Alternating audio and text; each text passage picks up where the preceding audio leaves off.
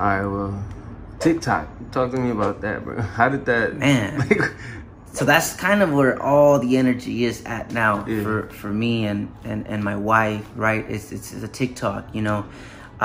It started off with my nephew. He had the application, and his name is Julian. He's about 9 years old right now, and one day he brought up TikTok or whatnot. I kind of had heard about it, you know, on Instagram and here and there, but I didn't put no mind to it.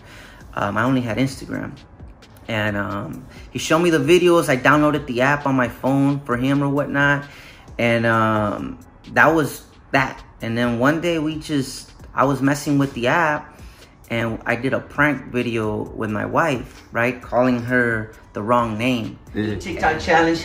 I'm gonna go like this. You're gonna put your hands down. When I say your name, you're gonna pick them up, and you're gonna give me a little dance, all right? All right, here we go. 1, 2, 3, let's go. Samantha. What the fuck? Who the hell is Samantha? I'm fucking around, no, babe. You're not. Who the I fuck am. is Samantha? That's part of the fucking TikTok, dude. I was just playing around. Not. I swear, I was just fucking around. Seriously, it's part of this fucking TikTok thing. Babe, it's recording, for real. I don't fucking give a shit. Turn my shit off. Who the fuck is Samantha? For real though. No, I was fucking around. No, motherfucker. Who the hell is Samantha? I was seriously fucking around. No, you're not. Chill, alright. No, the hell you're not. Turn around, chill. I swear to fucking God. Let's turn around. Well, let's talk. I don't need to talk. Turn this off. Turn this the fuck off right now. I'm going, chill. And I just recorded it, and we were just bored that day. It was like a Friday night. We weren't doing anything, or Saturday night. We weren't doing anything. We just did the video just to kind of kill time at that point. Yeah. But the video blew up. And it started getting like, man, 30,000 views, 40,000 views, 50,000 views. And I think the video got up to like 1 million views. And we started getting followers off of that video. And I'm like, wow, like this is a trip. You know, like we might be able to do this. You know, it kind of sparked my mind. So then we started doing, you know, TikTok videos. And I started studying. So everything about, you know, social media and use social media platforms, I try to study it, right? Like YouTube, how does it work? How do you make money from it? Same thing with TikTok. Like, okay, so how does it work? Like if I do these videos, you know, what do I get from it, right? And then, you know, TikTok does pay, you know, its creators. If you have a certain amount of followers and a certain amount of views, you start getting paid. So I figured, well, we might be able to make a buck out of this. So I studied it, and we started making videos, and we went from 10,000 followers, 20,000 followers, 30,000 followers, and it started, you know, the following started increasing.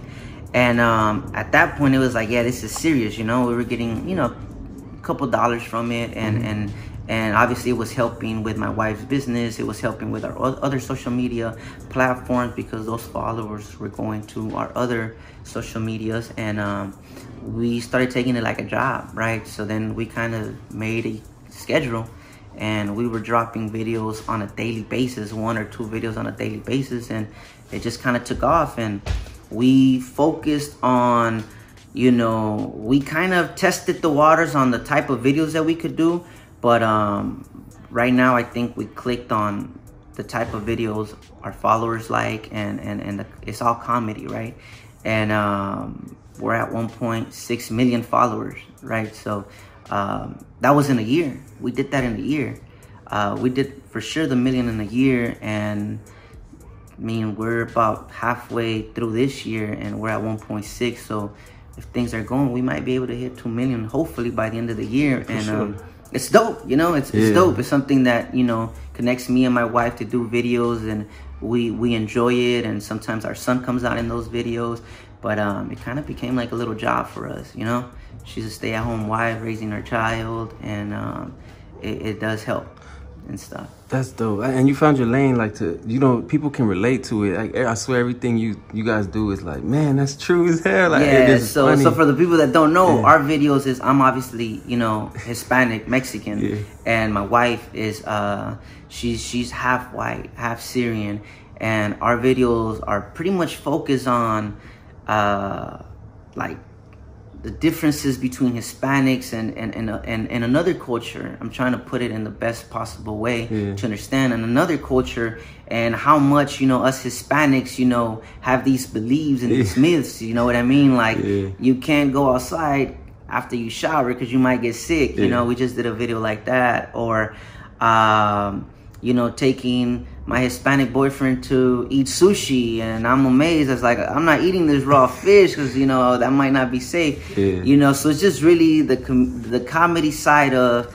you know, this white woman that, you know, is married to, you know, this Hispanic guy, and she's just at all about all our, you know, yerba buena, you know, vaporu, anything that, you know, I relate to growing up, right? Like, you know, the vaporu or the yerba buena, or, you know, all these Mexican myths and rituals and whatever you want to call it that, you know, growing up was truth. So that's kind of where, you know, sometimes like, oh, that'll be funny, you know? Let's make a video off of that, and we kind of give it our spin.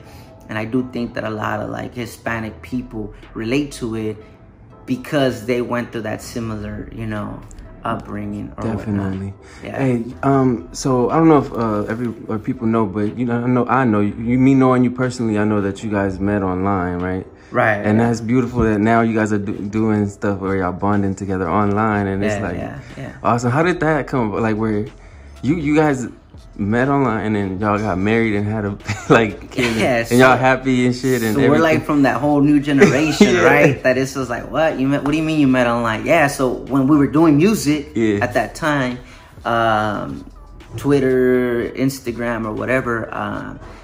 I like to say that I remember correctly, and she might correct me, but she sent me a message on, I say Twitter, she says Instagram, one of the two. She sent me a message, and we just started talking. And at the time, she was living in Chicago.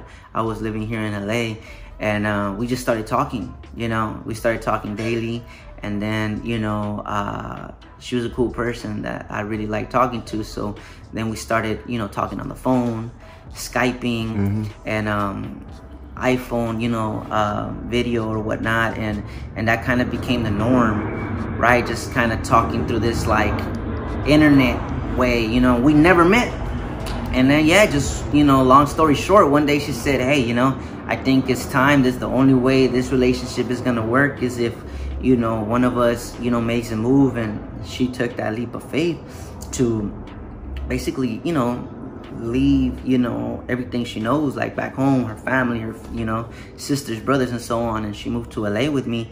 And so the first time I, you know, saw her, period, was when I picked her up from the airport.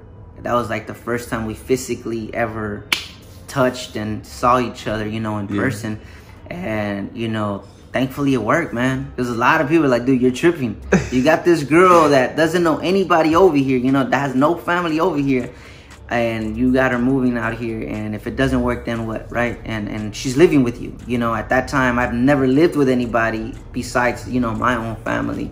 So I went from, you know, dating and having that type of relationships to I moved in with someone, you know, completely, and maybe we talked for maybe 6-7 months. So it was a big, you know, dice roll, you know, that, you know, we believed it was gonna work, and a lot of probably people didn't, but, you know, thankfully it did work. And, you know, we did everything down the line. You know, I proposed, you know, I got married with her, and now we have our first, you know, child together, 9 months old.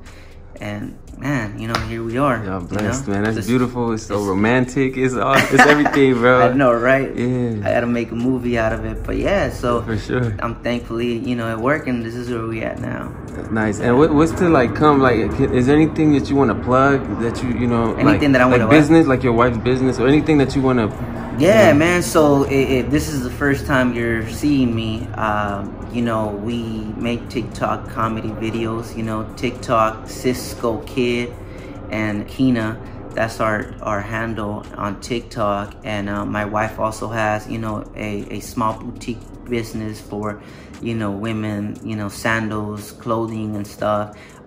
She's on Instagram at Shop Styles and Grace. That's her Instagram handle. And yeah, man, the gusto. You always want to shout out to the Gusto, man, for having me here, man. Thank you. Hey, wait, you just reminded me of something. The fashion, bro. Like, you like a fucking model out here, bro. Like, what's up with the fashion? Like, you make everything look good. Like, I told you, like, bro. So, is there anything, like, would you ever go into fashion, like, where you make your own stuff or anything? Man, that would be cool, man. Is this a thing about sometimes some of those things that I knock myself out? It's just that it's a lot of work, you know, into, you know, bringing, and I see it because of my wife's boutique, right? Like, I was there from how, you know, it got started. I've always liked clothes. I've always liked shoes. And so I think, like, I'm not saying I'm the best at putting things together, because I don't think I really am.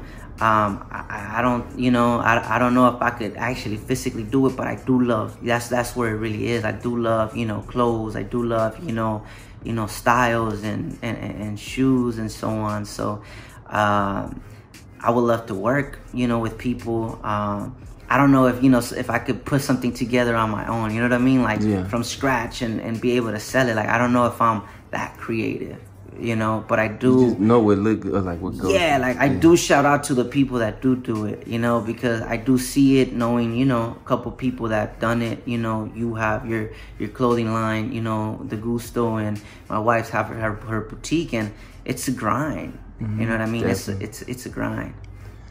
Well, thank you, brother, for having. Hey, I'm proud of you, bro. Keep doing your thing. You making us proud. Man, you know, represent for Raza. It's all love. You know, when you hit me up that you wanted to do this interview, it's like, it's only right that I do it, you know, with someone, because that, you know, I personally, you know, have, you know, a relationship with, and I wish you nothing but, you know, the best in everything you do with life, your family, you know, your businesses aside. So it was only right that I did this interview. My brother, I appreciate you, man. You deserve everything, you know, that you got coming to you. We at the bottom, we're chipping away. Hey, you're a great father, by the way. Man, keep doing that, man. I love being a father. So to anybody that's out there being a father, man, and being there in your kids' lives and seeing them grow and giving everything you can to them, man, I commend you, man, because that, you know, I feel like we do need more of that. And I'm just happy that I'm able to be a father and raise this child of mine, little Azel. Word. Right. And with that, we out of here, man. Thank you. God bless. Thank you, my brother. Much success. And go for the gusto. Go for the gusto. Word.